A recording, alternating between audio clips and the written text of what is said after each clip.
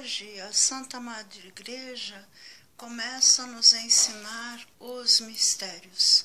Já vimos que o Espírito move nossa alma e nosso corpo segundo a razão que temos operado, a partir dos dados recebidos pelos sentidos do corpo. Desta vez, a sabedoria ensina que a razão divina, o Espírito Santo de Deus, pode mover nossos espíritos, e o espírito diabólico também pode movê-lo. Neste tempo em que vivemos, somos testemunhas disso através do que acontece comigo. As pessoas, atualmente, só quando elas estão distraídas, fazem o que o Espírito Santo ordena aos espíritos delas. Isso só acontece hoje em dia com as crianças, porque o demônio já deixou todos cientes. A minha revelia. Também podemos ver no campeonato de futebol brasileiro, quando eu profetizo o resultado dos jogos, que o Espírito move os espíritos dos jogadores e tal time ganha ou perde. Neste blog, eu profetizei que o Bahia iria cair para a segunda divisão, não sem antes colocar o Corinthians na Libertadores. Mesmo quando eu profetizei apenas neste tablet, que havia uma chance remota do Flamengo ir para o G4, e ele realmente foi, mas a chance realmente é remota, o Espírito continua movendo os espíritos dos jogadores e o Flamengo pode ir pelo menos uma vez para o G4. E foi isso o que aconteceu. O modo como aconteceu é semelhante. Eu chamo a atenção para o versículo 1 da primeira leitura de hoje. No primeiro ano do reinado de Ciro, rei da Pérsia, para que se cumprisse a palavra do Senhor pronunciada pela boca de Jeremias, um profeta, o Senhor moveu o espírito de Ciro, rei da Pérsia, que mandou publicar em todo o seu reino, de viva voz e por escrito, a seguinte proclamação. Ele vai, então, libertar o povo judeu e vai pedir que se construa o templo do Senhor Deus, que está em Jerusalém. Deste modo, podemos clamar a Deus de todo o coração e pedir-lhe graças e bênçãos, porque assim o Espírito moverá nosso espírito para o bem. Eu chamo a atenção para o Salmo de resposta, versículos 4, 5 e 6. Mudai a nossa sorte, ó Senhor, como torrentes no deserto. Os que lançam as sementes entre lágrimas ceifarão com alegria.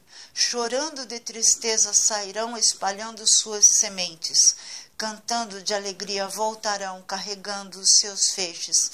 As sementes aqui são as palavras de Deus de consolação e aquelas às quais o fiel deve obedecer, para que o Espírito, através da obediência, que seria um sinal de fidelidade, responda com bondade e piedade a este fiel e lhe dê a graça que o fiel assim pediu.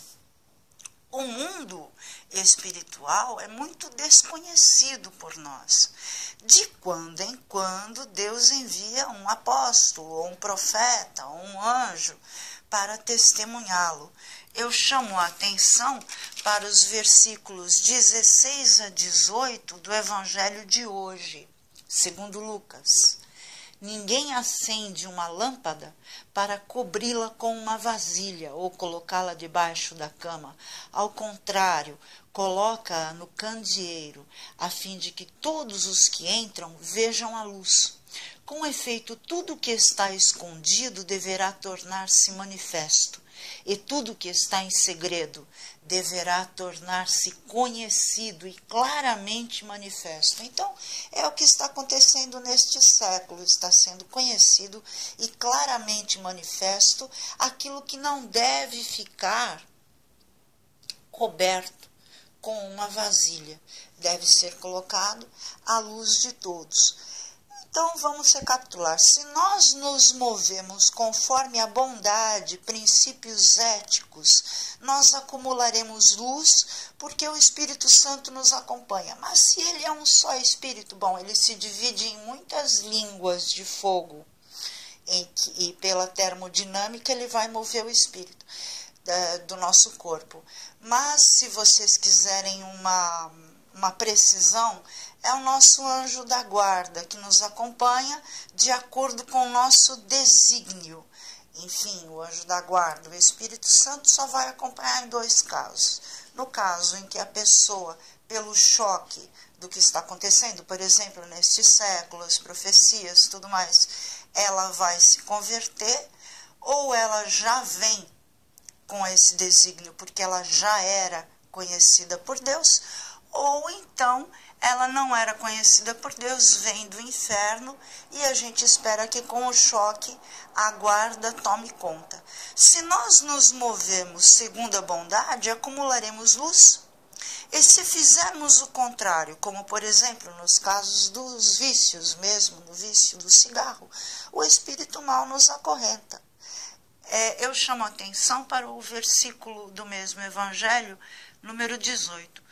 Portanto, prestai atenção à maneira como vós ouvis. Ouvis o que? Ouvis a palavra. Pois a quem tem alguma coisa será dado ainda mais, e aquele que não tem será tirado, até mesmo o que ele pensa ter. Ou seja, se a pessoa se move pelo mal, até aquilo que ela tinha de bom é tirado. Na véspera de sua paixão, Jesus tomou o pão e disse: este é o meu corpo, que será entregue por vós. No mesmo modo, ao fim da ceia, ele tomou o cálice com o vinho e disse: este é o meu sangue. Quem fizer isto em memória de mim, sempre lembrando de mim, obedecendo as minhas palavras, terá a vida eterna. Senhor, dai-me a salvação, pois eu como o seu corpo e bebo o seu sangue.